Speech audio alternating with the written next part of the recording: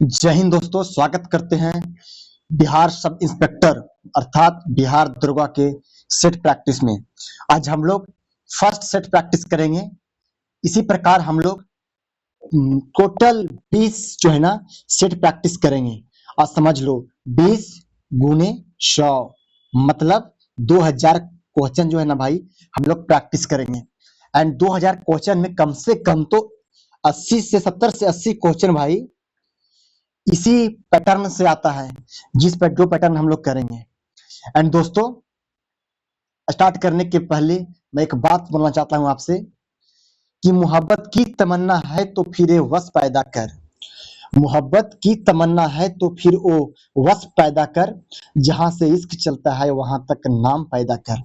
मतलब अगर आप इश्क करना चाहते हैं तो आप नाम भी पैदा करिए, तब अच्छा इश्क किया जाएगा। तो दोस्तों चलिए स्टार्ट करते हैं लेट ना करते हुए। फर्स्ट है ना कि सिंधु सभ्यता का प्रसिद्ध स्थल लोथल किस नदी के किनारे स्थित है। तो समझो, लोथा है तो क्या करेगा, भोगेगा। तो कहा, तो भोगवा नदी। एंड इसको डिटेल्स में एनालिसिस करते हैं कि लोथल गुजरात के अहमदाबाद जिले में भोगवा नदी के तट पर स्थित सिंधु घाटी सभ्यता का एक प्रमुख बंदरगाह नगर था। इसका खोज 1954 में S.R. राव ने की थी। तो भोगवा नदी कहाँ है, तो गुजरात के अहमदाबाद जिले में भोगवा नदी के तट पर जो है ना लोथल प्रसिद्ध स्थल बसा हुआ है दोस्तों। एंड हम लोग नेक्स्ट देखेंगे कि मौर्य राजवंश के संस्थापक चंद्रगुप्त मौर्य के गुरु एवं प्रधानमंत्री कौन थे। तो चाणक्य कौटिल्य जो थे वो चंद्रगुप्त मौर्य के गुरु एंड प्रधानमंत्री थे। तो एनालिसिस करते हैं कि चाणक्य जो है ना कौटिल्य को ही विष्णुगुप्त बोलते हैं। तो चाणक्य की सहायता से चंद्रगुप्त मौर्य ने घनानंद को पराजित कर मौर्य साम्राज्य की स्थापना की थी। चाणक्य ने प्रसिद्ध राजनीति शास्त्र ग्रंथ अर्थशास्त्र की रचना की है। एंड तीसरी बौद्ध संगीति का आयोजन कहाँ हुआ था दोस्तों। तो हम लोग जानते हैं कि तीसरा जो बौद्ध संगीत हुआ था वो सम्राट अशोक के शासनकाल में हुआ था। इसकी अध्यक्षता जो थे मोग लिपुत तीस ने की थी। एंड तृतीय बौद्ध संगीति 250 ईसा पूर्व में पाटलिपुत्र में सम्राट अशोक के संरक्षण में हुआ था। तो आंसर क्या होगा, सम्राट अशोक। एंड प्रसिद्ध प्रयाग प्रस्ती मतलब इलाहाबाद स्तंभ लेख की रचना किसने की है। तो हम लोग गुप्त सम्राट समुद्रगुप्त के बारे में पढ़े थे कि गुप्त सम्राट समुद्रगुप्त ने राजकवि हरिसेन ने प्रयाग प्रशस्ति की रचना संस्कृत भाषा एवं चंबू शैली में की थी, जिसमें समुद्रगुप्त की विजयों का वर्णन है। तो दोस्तों याद रखना क्या ना कि प्रसिद्ध प्रयाग प्रशस्ति इलाहाबाद स्तंभ की रचना किसने की, तो हरिसेन ने किए थे।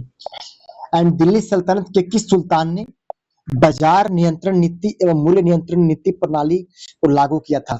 तो अलाउद्दीन खिलजी। जब अलाउद्दीन खिलजी, ट्रिक कैसे याद करना कि मार्केट पे कंट्रोल पॉलिसी किसने लाया था। तो कंट्रोल कौन करेगा भाई, कंट्रोल करेगा तब ना खिलेगा। तो अलाउद्दीन खिलजी ने अपनी विशाल अस्थायी सेना के रख रखाव हेतु बाजार नियंत्रण नीति लागू की तथा राशनिंग व्यवस्था शुरू की थी। तो कौन, अलाउद्दीन खिलजी ने। एंड 1857 की क्रांति के समय जगदीशपुर बिहार में विद्रोह का नेतृत्व किसने किया था, तो वीर कुंवर सिंह ने। एंड नेक्स्ट ये देखो, भारतीय राष्ट्रीय कांग्रेस की स्थापना 1885 ईस्वी में किसके द्वारा की गई थी। तो एओ ह्यूम। जो एओ ह्यूम थे ना वो सेवानिवृत्त ब्रिटिश सिविल सेवक थे। एओ ह्यूम जो 28 दिसंबर 1885 को बंबई में कांग्रेस की स्थापना की। इसके प्रथम अध्यक्ष जो थे डब्ल्यू.सी. बनर्जी या व्योमेश चंद्र बनर्जी को भी बोल सकते हैं दोस्तों। थोड़ा साइज को हम बड़ा कर लेते हैं पीडीएफ का, देन हम लोग स्टार्ट करेंगे। तो एओ ह्यूम याद रखना। एंड 1905 में बंगाल विभाजन के समय भारत का वाइसराय कौन था, तो लॉर्ड कर्जन। तो लॉर्ड कर्जन ने 16 अक्टूबर 1905 को बंगाल का विभाजन लागू किया, जिसके विरोध में स्वदेशी एवं बहिष्कार आंदोलन शुरू हुआ दोस्तों। तो लॉर्ड कर्जन के शासनकाल में, तो उस समय भारत में लॉर्ड कर्जन वाइसराय थे। उसी के टाइम 1905 के बंगाल विभाजन हुआ था दोस्तों। एंड तो महात्मा गांधी ने भारत में पहला सत्याग्रह 1917 में कहा शुरू किया दोस्तों? तो चंपारण से किया था ना।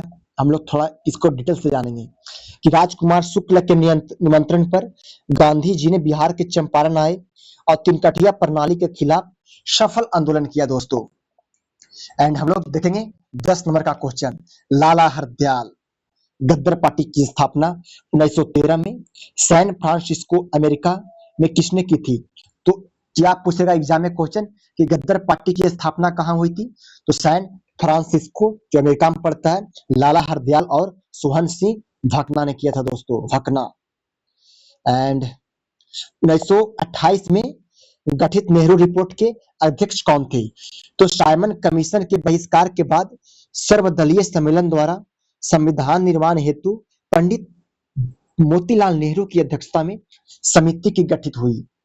नेहरू रिपोर्ट बहुत कोई समझने लगते हैं कि जवाहरलाल नेहरू रिपोर्ट, नहीं दोस्तों, मोतीलाल नेहरू रिपोर्ट मतलब उस समय जवाहरलाल नेहरू अध्यक्ष नहीं थे, मोतीलाल नेहरू की अध्यक्षता में हुई थी।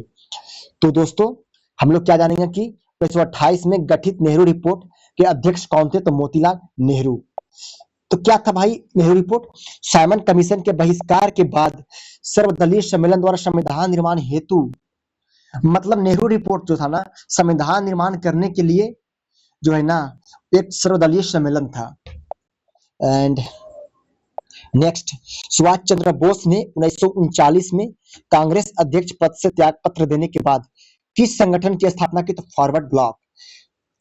तो त्रिपुरी अधिवेशन 1939 में गांधी जी के प्रत्याशी पटाभी सिद्धरामैया को हराने के बाद उठे मतभेदों के कारण सुभाष चंद्र बोस ने त्याग पत्र देकर फॉरवर्ड ब्लॉक की स्थापना की। तो ये सब तो इजी है। एंड अगर लग रहा होगा इजी, कोई बात नहीं। क्या लग रहा है? क्या सीढ़ी ऐसे मिलेगा? नहीं दोस्तों, आपका जो ग्राफ है ना इस टाइप में मिलेगा दोस्तों।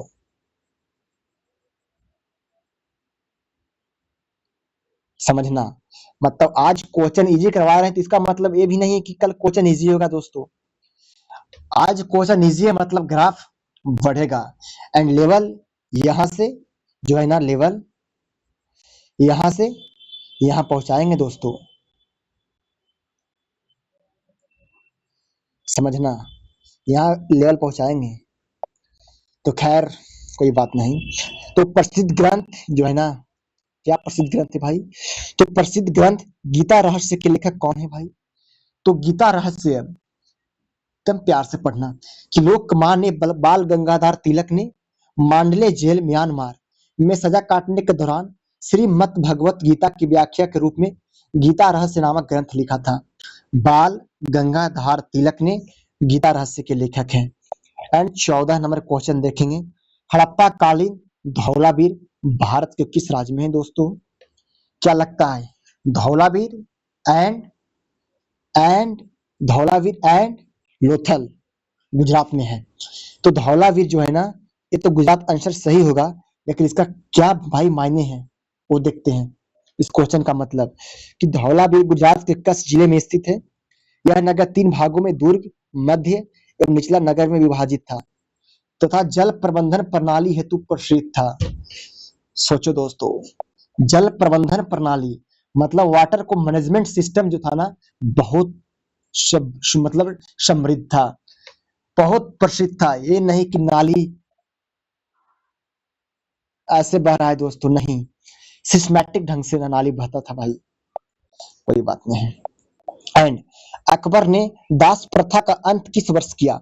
तो अकबर ने 1562 में दास प्रथा पर रोक लगाई और 1563 में तीर्थ यात्रा समाप्त किया और 1564 में जजिया कर समाप्त किया। इसमें 3 क्वेश्चन बहुत इंपॉर्टेंट है दोस्तों। सबसे पहले दास प्रथा का अंत जो हुआ ना वो 1562 ईस्वी में हुआ। एंड 1563 में तीर्थ यात्रा कर समाप्त किया और 1564 में जो है ना वो जजिया कर को समाप्त किया था। एंड हम लोग तो हिस्ट्री हो गया 15 क्वेश्चन। एंड एंट्री करते हैं ज्योग्राफी एंड पर्यावरण। तो ज्योग्राफिक और जो है ना भूगोल और पर्यावरण को देखते हैं। 16 से 28 तक मतलब टोटल कितना क्वेश्चन है भाई, कोई बता सकता है दोस्तों? टोटल जो क्वेश्चन हो गया वो 12 क्वेश्चन है भाई, और हम लोग भूगोल एवं पर्यावरण को 12 क्वेश्चन करेंगे। कि थोड़ा बोलने में प्रॉब्लम होता है भाई मेरा, कोई बात नहीं, लेकिन क्वेश्चन तो अच्छा है ना।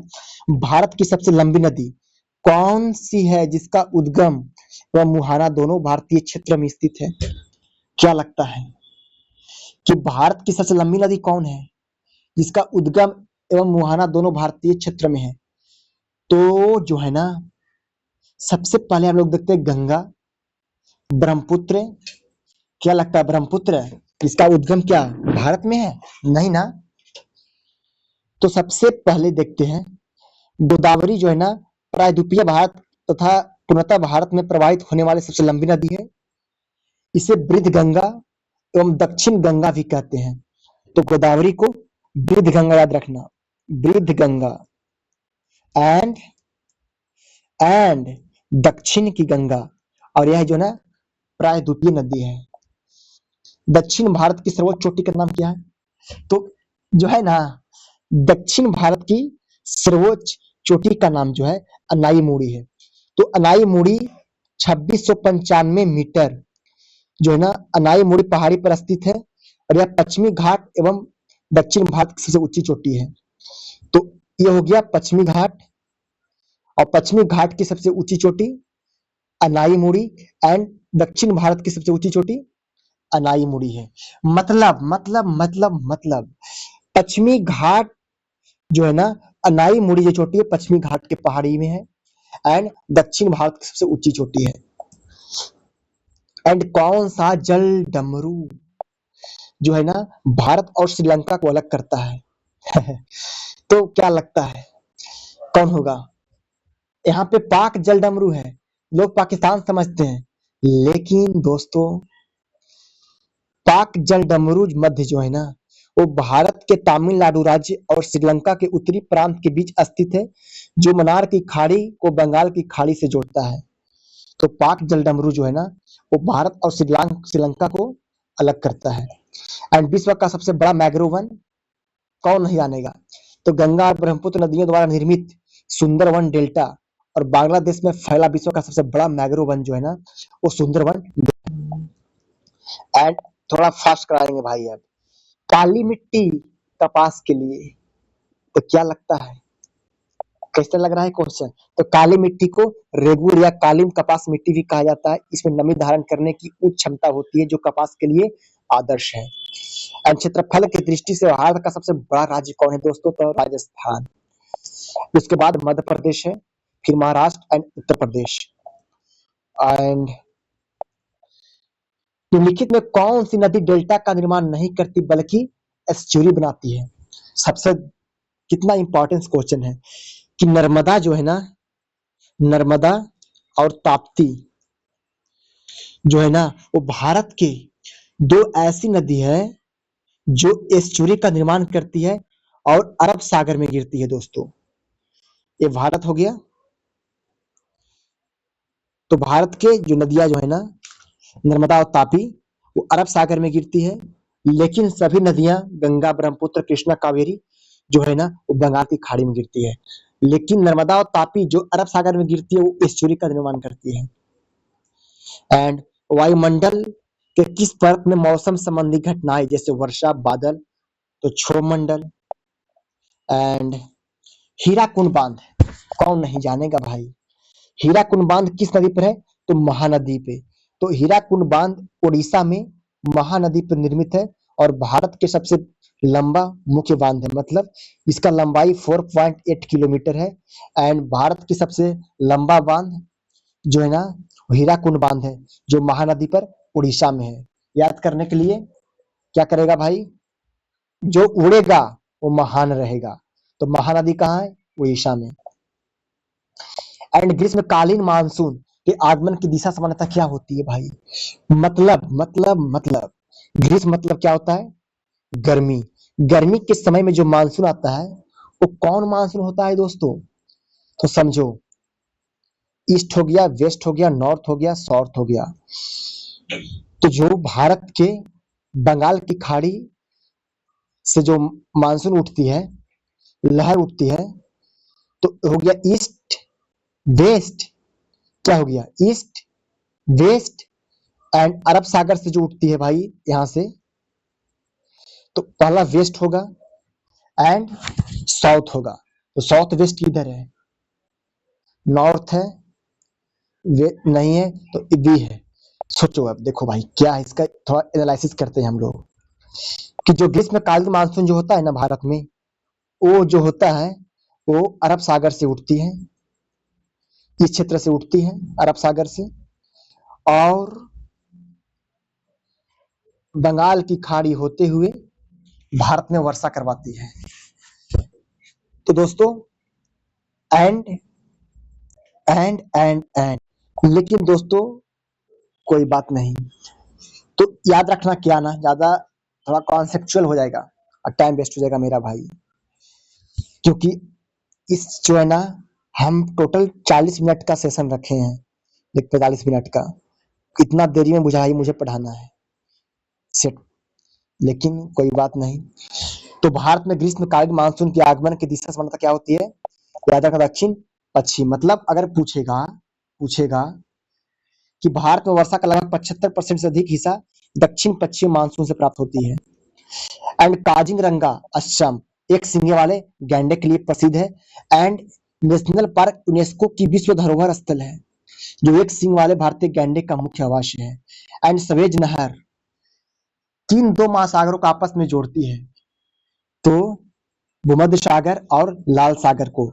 सवेज नहर मिस्र में स्थित एक कृत्रिम जलमार्ग है जो भूमध्य सागर को लाल सागर से जोड़कर यूरोप और एशिया के बीच दूरी कम करती है। किसे किसके बीच? भूमध्य सागर और लाल सागर।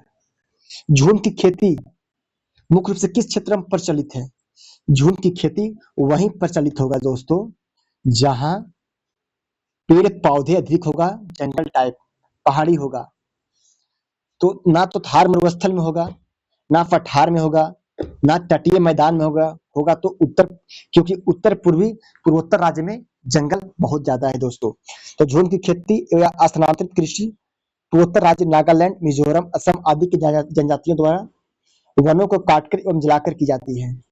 एंड भारतीय राज्य व्यवस्था आते हैं। तो सबसे पहले हम लोग करंट अफेयर में करवाए हैं कि भारतीय संविधान के किस अनुसूची में पंचायती राज संस्थाओं की कार्य संबंधी 29 विषयों का उल्लेख है? तो 11वीं अनुसूची में पंचायती राज और नगर निगम 12वीं अनुसूची में।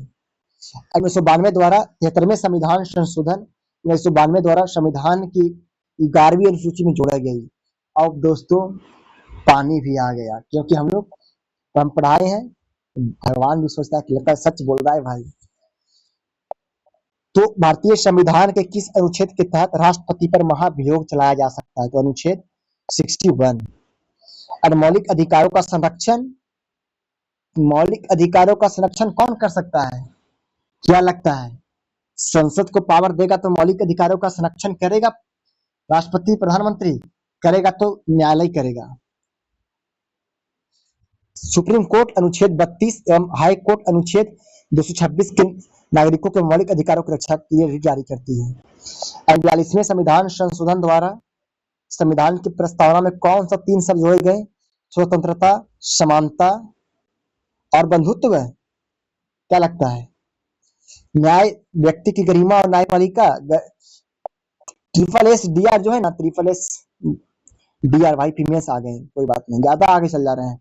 बस याद रखना कि 42वें संविधान संशोधन 1976 द्वारा प्रस्तावना में प्रथम बार संशोधन कर समाजवादी, पंथ निरपेक्ष और अखंडता सब जोड़ा गया। तो आंसर हो गया ए। एंड राज्य के नीति निर्देशक तत्व जो है ना डीपीएसपी, जो किस देश के संविधान से लिया गया? सबसे पहले अगर डीपीएसपी पूछेगा तो ऐसे याद करना, डीपीएसपी ये हो गया एसपी। एसपी लैंड मतलब आयरलैंड, जमीन पे जो है ना प्रशासनिक व्यवस्था को देखता है। तो नीति निर्देशक तत्व संविधान के भाग 4 में वर्णित है, जिन्हें आयरलैंड के संविधान से ग्रहण किया गया है। एंड लोकसभा का सत्र का आहूत करने एवं सत्रावसान करने की शक्ति किसके पास है? तो राष्ट्रपति के पास। अनुच्छेद 85 के तहत संसद के दोनों सदनों को आहूत करने, सत्रावसान करने तथा लोकसभा को भंग करने के अधिकार राष्ट्रपति को है, अनुच्छेद 85 के तहत। एंड भारत के नियंत्रक एवं महालेखा परीक्षक सीएजी, आर्टिकल 148। एंड किस संविधान संशोधन द्वारा मतदान की न्यूनतम आयु 21 वर्ष से घटाकर 18 वर्ष कर दिया गया दोस्तों? तो 61वां संविधान संशोधन, इसमें आता है ना 6 18 वर्ष कर दिया गया 1988 में।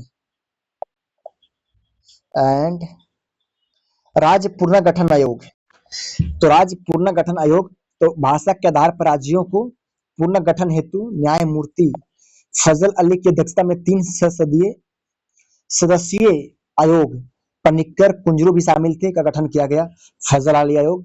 राज्य पुनर्गठन आयोग के अध्यक्ष थे 1953 में। एंड भारतीय संविधान में समानता का अधिकार 14 से 18, राइट टू इक्वलिटी का अधिकार है। एंड उपाधियों का अंत 18। एंड संसद के 2 क्रमिक सत्रों के बीच अधिकतम कितने समय का अंतर हो सकता है दोस्तों? तो संविधान के अनुसार संसद के 2 सत्रों के बीच 6 महीने के अधिक अंतराल का नहीं होना चाहिए, अतः 1 वर्ष में कम से कम 2 बार सत्र आयोजित होना कंपलसरी है, 6 मंथ। एंड वर्तमान में भारत के चुनाव आयुक्त कौन है? तो मुख्य चुनाव आयुक्त की नियुक्ति किसके द्वारा की जाती है? तो किसके द्वारा की जाएगी चुनाव आयुक्त की नियुक्ति? राष्ट्रपति द्वारा। एंड आपातकाल के दौरान 2 मूल अधिकारों को निलंबित नहीं होता है। जहां आर्टिकल 21 होगा वो तो सबसे पहले सही होगा। एंड अपराधों के लिए 2 सिद्धि के संबंध में संरक्षण, आर्टिकल 20। अच्छा, एक क्या है भाई कि राज्य स्तर पर किसी विधेयक के धन विधेयक होने का अंतिम निर्णय कौन देता है? क्या लगता है? धन विधेयक मनी बिल होने का अंतिम निर्णय जो होता है ना, वो विधानसभा का अध्यक्ष तो ही देगा। एंड कोई केंद्र में धन विधेयक का फैसला लोकसभा का अध्यक्ष और राज्य में राज्य स्तर पर विधानसभा का अध्यक्ष देगा। एंड हम लोग आएंगे थोड़ा जनरल साइंस। तो ध्वनि तरंगे किस माध्यम में गमन नहीं कर सकता है? निर्वात में। ध्वनि जो है ना एक अनुदैर्घ्य तरंगे है, ये संचरण के लिए भौतिक माध्यम की आवश्यकता होती है, यह निर्वात में संचरित नहीं हो सकती है। एंड थोड़ा माइक सेट कर लेते हैं क्योंकि तो निर्वात में। एंड मानव शरीर में इंसुलिन हार्मोन का स्रावन अग्नाशय भाई तो है ना क्या कि इंसुलिन अग्नाशय की बीटा कोशिकाओं से स्रावित होता है जो रक्त में ग्लूकोज के स्तर को कंट्रोल करता है। एंड पित्तल के निम्नलिखित में किन धातुओं का मिश्रण है? तो तांबा और जस्ता। पित्तल जो है ना ब्राश, उसमें तांबा और जस्ता का मिश्रण है। एंड कांसा, तांबा और टीन जो है ना पित्तल का मिश्र धातु है। विटामिन सी का रासायनिक नाम तो एस्कॉर्बिक एसिड। एंड निकट दृष्टि दोष को दूर करने के लिए किस प्रकार की लेंस के प्रयोग होता है? अगर निकट कितने अक्षर का है भाई? 3 अक्षर का, तो इसका जो आंसर होगा 4 अक्षर का होगा, अवतल लेंस। एंड क्या है? कोशिका का पावर हाउस किसे कहते हैं? माइटोकॉन्ड्रिया। शुष्क ड्राई जो बर्फ है ना वास्तव में क्या होती है? ठोस कार्बन डाइऑक्साइड है ना। देखो जमने पर कार्बन डाइऑक्साइड सीधे गैस से ठोस अवस्था में बदल जाती है, जिसे शुष्क बर्फ कहा जाता है, ठोस कार्बन डाइऑक्साइड। एंड रक्त दाब का मात्रक कौन होता है जो रक्त ब्लड प्रेशर को मापन करता है? तो स्फिग्मो मैनोमीटर जो होता है ना। सामान्य मनुष्य का रक्तचाप 120/80 mmHg होता है, जिसे स्फिग्मो मैनोमीटर उपकरण से मापा जाता है। एंड हृदय गति का स्टेथोस्कोप, समुद्र वायुमंडलीय दाब को बैरोमीटर, एंड विद्युत को एम्पियर। बैरोमीटर बताना भाई कमेंट में, थोड़ा कंफ्यूजन हो रहा है मेरे भी। एंड पेनिसिलिन की खोज किसने किया? तो Louis Pasteur, Alexander Fleming, Edward Jenner, Robert Koch. कौन किया भाई बताओ? तो अलेक्जेंडर फ्लेमिंग ने कवक से सर्वप्रथम प्रतिजैविक पेनिसिलिन की खोज की, एंटीबायोटिक। फ्लेमिंग ने। एंड प्रकाश वर्ष दूरी में आपने एक सबसे बड़ी इकाई है खगोलीय दूरी। एंड शुद्ध जल का पीएच मान तो 7 तो होता है, अगर 7 से कम होगा तो वो हो गया अम्लीय, एंड 7 से अधिक होगा तो क्षारीय हो गया। लोहे में जंग लगना किस प्रकार का परिवर्तन है? अब बताओ, लोहे में जंग लगना क्या केमिकल रिएक्शन है ना, केमिकल चेंज है। जंग लगना एक ऑक्सीकरण प्रक्रिया जिसमें लोहे का वजन बढ़ जाता है। मनुष्य के शरीर में रक्त समूह ब्लड ग्रुप की खोज किसने किया? तो क्या लगता है मेंडल किया था? वाटसन क्रिक तो किया था, क्या चीज का पता है? वाटसन क्रिक डीएनए का, आरएनए का। विलियम हार्वे भी नहीं है, तो कार्ल लैंड स्टीनर ने किया था। मेंडल तो दूसरा चीज है। ग्रेगर जो अनुवांशिक की खोज किया था भाई, अनुवांशिकता का पिता है। एंड बिहार के कुल भौगोलिक क्षेत्रफल 94,163 वर्ग किलोमीटर, जो भारत के 12वां सबसे बड़ा राज्य है। जनगणना के अनुसार बिहार का जो पॉपुलेशन डेंसिटी कितना है? तो 1106 व्यक्ति प्रति वर्ग किलोमीटर है। ये हम लोग जनगणना में किए थे।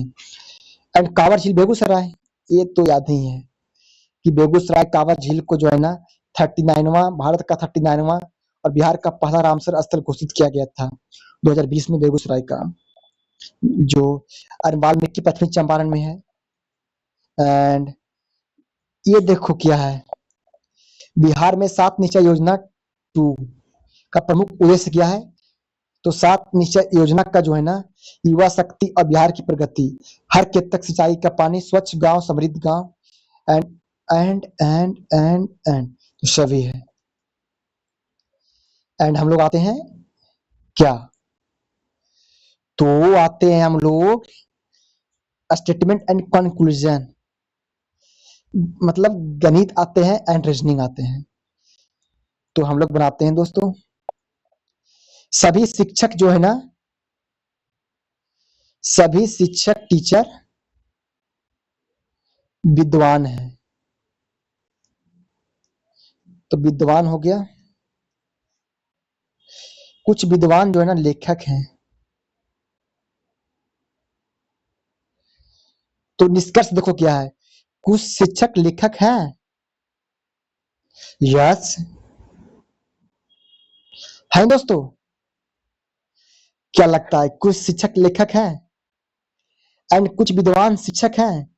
तो केवल कुछ विद्वान, तो ये तो सही है, लेकिन क्या लग रहा है कुछ शिक्षक जो है ना, कुछ शिक्षक लेखक है नहीं ना? तो आंसर होगा बी। एंड यदि आप कठोर परिश्रम करोगे तो आप परीक्षा में उत्तीर्ण कर लेंगे। एक शिक्षक की छात्रा को सलाह है, यदि आप कठोर परिश्रम करेंगे तो आप परीक्षा में उत्तीर्ण कर लेंगे। एक शिक्षक की छात्र को सलाह किया है, छात्र शिक्षक को सलाह सुनने के लिए इच्छुक है। कठिन परिश्रम का परिणाम सफलता होता है। तो दोनों भाई सही ना है यार।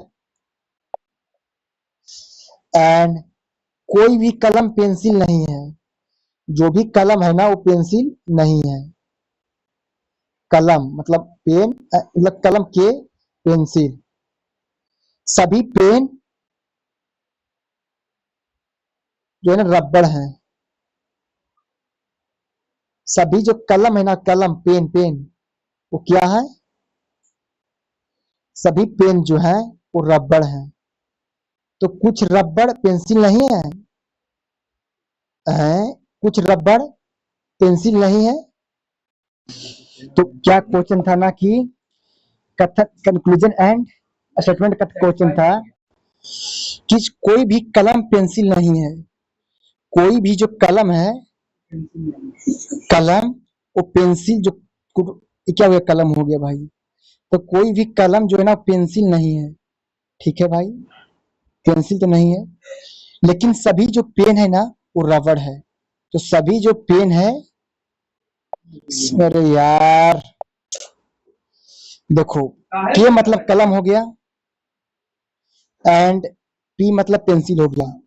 तो ठीक है, कोई भी कलम पेंसिल नहीं है एंड सभी पेन रबड़ है। तो सभी जो पेन है ना कलम वो क्या है? रबड़ है। तो फर्स्ट देखो, कुछ रबड़ पेंसिल नहीं है। तो पेंसिल तो टोटल रबड़ पेंसिल है ही नहीं है, तो कुछ रबड़ पेंसिल नहीं है, ठीक है भाई चलेगा।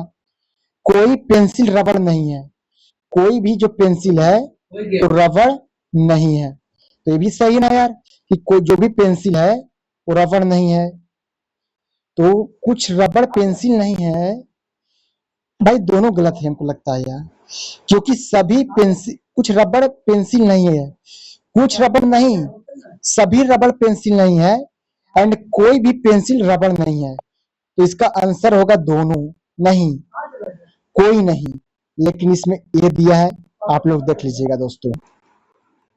एंड ये देखो, श्रृंखला में लुप्त संख्या 5 दूनी 10, 11 दूनी 22, 23 दूनी 40, मतलब एकाक का अंतर है, एकाक बढ़ रहा है। तो 95 दूनी 100, मतलब 5 दूनी 10 होगा, एक बढ़ेगा तो एक होगा लास्ट में, तो 191 आंसर होगा भाई। एंड किसी वस्तु का जो है ना कॉस्ट प्राइस 800 रुपया है, ठीक है, सीपी 800 हो गया, एंड एसपी कितना हो गया 960 हो गया। तो कितना परसेंट लाभ हुआ दोस्तों? तो लाभ निकालने के लिए हम निकालते हैं हमेशा 100% पे, तो सीपी हमेशा 100% होता है, तो 100% नीचे लिखेंगे। और कितना का लाभ हुआ हमको? तो 140 का लाभ हुआ, एंड गुने 100, डबल इससे खत्म हो गया।